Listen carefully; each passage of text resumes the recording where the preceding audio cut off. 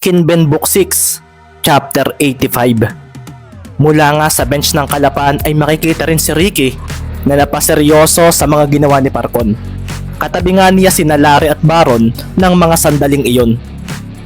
Kahit ako hindi ko rin basta mapigilan si Parkon. Masyado siyang malakas, lalo na kapag nasa malapit sa basket. Hindi ko rin siya laging maistilan dahil parang alam niya kung paano ko aagawin ng bola. Mahusay siya. Talagang isa siya sa top players ng liga. Sabi pa nga ni Ricky na ikinaseryoso naman ng mga katabi niya. Pinupuri mo na naman ang kalaban. So paano natin matatalo ang mga iyan? Seryosong tanong na nga lang ni Larry at si Ricky naman ay agad na sumagot. Sa iba tayo mag-focus. Narinig nga rin ito ni na Isaiah at nakuha niya ang gustong sabihin ni Ricky. Kaysa mag-isip sila ng paraan para mapigilan ang pagpuntos ni Parkon, kailangan na lang nilang hayaan ito. Ang problema nga lang ngayon, masyadong maganda rin ang depensang ipinapakita ng Pampanga. Hindi basta makatakas si Maki kay Olis. Kung titingnan, parang mas magandang subukan namin ang offensive power ni na Marky at Marlon. Sabi na nga lang sa sarili ni Isaiah na napatawag kay Martin at agad na sumenyas. Kailangan naming i-divert ang depensa nila sa ilalim bago kami mag-shift ng opensa sa labas. Mahinang wika pa nga ni Cervantes at makikita nga ang bola ay nasa kamay na muli ng Kalapan City. Maingat nga si Martin dahil nakita niya kung paano naagaw nila Serna ang bola kanina mula kay Ibanez. Marahan nga agad siyang umatras at napatingin sa kanyang sentro. Dito na nga mabilis na lumapit si Marlon at nagbigay ng screen sa kanya. Mabilis ngang kumawala si Martin at dahil mabilis siya, hindi siya nahuli ni Thompson. Dumiretso nga si Suarez sa ilalim ng basket pero napaseryoso na lang siya nang lumitaw si Parkon. Sinira nga nito ang momentum niya at nangahanapin na niya si Carlo ay siya namang pagsulpot nila Serna sa kabila niyang tabi.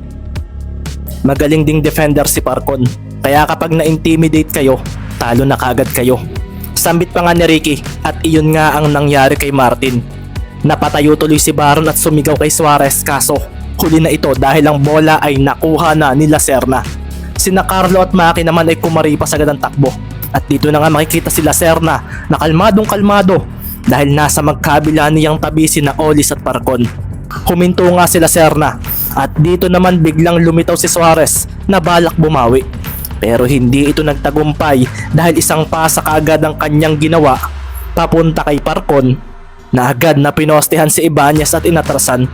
Nagdatingan na nga rin si Nali at Magbuo para sa help defense kaso hindi pumihit si Parkon bagkus ay isang malapit na turnaround jumper ang kanyang ginawa sa harapan ni Ibanez na hindi nagawang makasabay. Iyon ay sa pag-aakala niyang sa basket ang diretso nito. Tumama na naman nga ang bola sa board at diretso kaagad ito sa ring.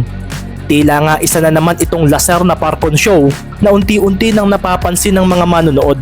Dahan-dahan na nga ring lumalayo ang score nila mula sa Kalapan habang tumatakbo ang oras ngayong huling quarter. Nangyari nga lang ang lahat ng ito nang paupuin na nga ni Coach Isaiah pansamantala si Ricky Mendez. Sa ganitong pagkakataon din unti-unting bumalik ang mga nangyari kina Maki nitong mga nakaraang practice nila. Ang mga sinabi ni Coach Isaiah na hindi lang daw dapat kay Ricky sila umasa kung kailangan ng game-changing moments. Napatingin nga siya sa scoreboard sa itaas. Wala nang 6 na minuto at lamang na sila ng 7. Sabi nga ni Maki sa sarili na pasimpleng napasulyap sa kanilang bench. Nakita nga niya si Ricky na tumango sa kanya at agad siyang napailing. Tiwalang tiwala ka pa rin sa kuya Maki mo ah. Mahina na nga lang niyang winika at nang mapatingin siya kay Olis ay napahinga siya ng malalim.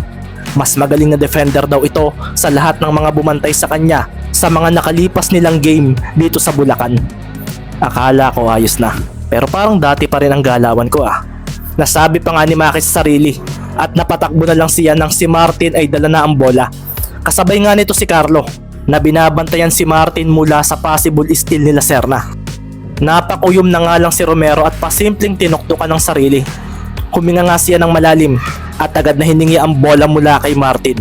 Pagkasambot nga niya ay agad niyang pinakawalan nito na kaagad namang sinira ni Olis nang sumabay ito sa kanya. Hindi sa akin uubra ang mga biglaang tira. Sabi nga ni Olis at gaya ng inaasahan, nagmintis ang tira ni Romero. Napaseryoso na nga lang si Coach Isaiah sa ginawa ni Maki na pilit na tira. Magsasalita sana siya ng malakas Pero biglang nagsalita si Ricky. Hayaan natin si Kuya Maki, coach. Alam ko may pinaplano siya. Seryosong sabi ni Mendez na kinaseryoso rin ng kanyang mga kasamahan. Ang rebound naman ay nakuha ni Thompson.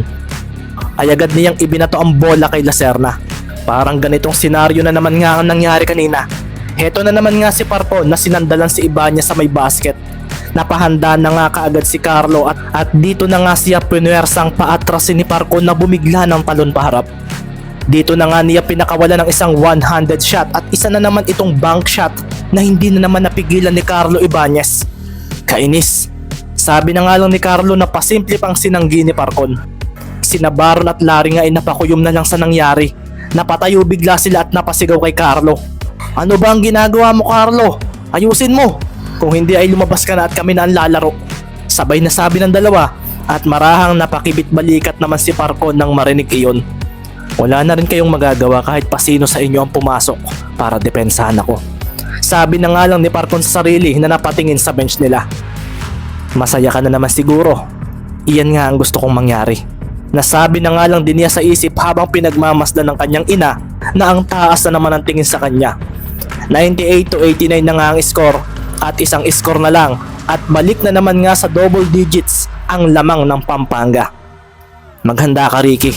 Kapag hindi pa sila naka-score, maglalaro ka na uli. Sabi nga ni Coach Isaiah na napatingin din kay Maki. Ikaw rin, Baron at Larry. Baka palitan ko si Carlo at Maki. Papahinang wika nga ni Isaiah na napatingin din kay Ricky. Naalala niya ang sinabi nito kanina na may pinaplano si Maki kaso dapat daw ay kanina pa nito ito ginawa. Matatalo raw sila kung mag-e-eksperimento ito sa isang game na gaya nito. Muli na naman niyang hiningi ni Maki ang bola mula kay Martin. At hindi na naman nga siya nagdalawang isip na magpakawala ng isang biglaang tres na kinaseryoso na lang ni Coach Isaiah. Si Coach Miranda naman ay tuwang-tuwa sa nakikita niya. Talagang malaking pilay raw sa team kapag wala si Mendez at masaya siyang nagawa nila ito ng ilang minuto. Mapipilitan ka na ngayon na ibalik si Mendez sa game at kapag nangyari iyon, si Mark na ang bahala sa ace player mo. Sabi na nga lang nito at ang bola nga ay kumalampag na naman sa basket. Nagmintis na naman ang tres na pinakawalan ni Romero at napapatawa na lang si Oli sa ginagawa nito. Pareho pala kayo ni Ibanez. Mga magagaling sa lugar ninyo pero pagdating dito ay parang normal player na lang. Nasambit nga bigla ni Olis at makikita naman nga mula sa ilalim ng basket ang mataas na pagtalo ni Thompson para sa rebound.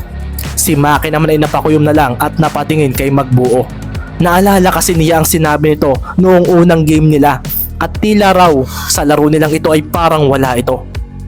Kaya siya tumitira ay dahil tiwala siya sa kanyang rebounder. Kung pumasok ayos, kung sablay, si Magbuo na raw ang bahala. Nakuha nga ni Thompson ang rebound kaso napalo ito pataas ni Magbuo na naging dahilan upang ma-reset sa area iyon. Nabigla tuloy ang sentro ng kalaban sa nangyari. Habang si Marky naman ay inilak sa braso niya si Punsalan na re-responde sana. Si Parco naman ay napatakbo in case na si Magbuo raw ang makakuha ng bola. Makikita nga ang muling pagtalo ng dalawang sentro at sa pagkakataong ito ay napaseryoso na lang si Coach Miranda nang mas mataas ang talo ni Magbuo kaysa sa mas matangkad niyang sentro.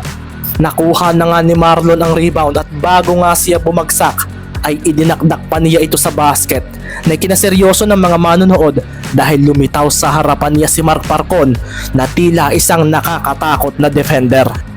Wala iyan, wika ni Parcon at ang lakas ng datingan nito kaso. Nang tumingin din sa kanya si Magbuo ay dito na nga nawasak ang nakakatakot na Parcon.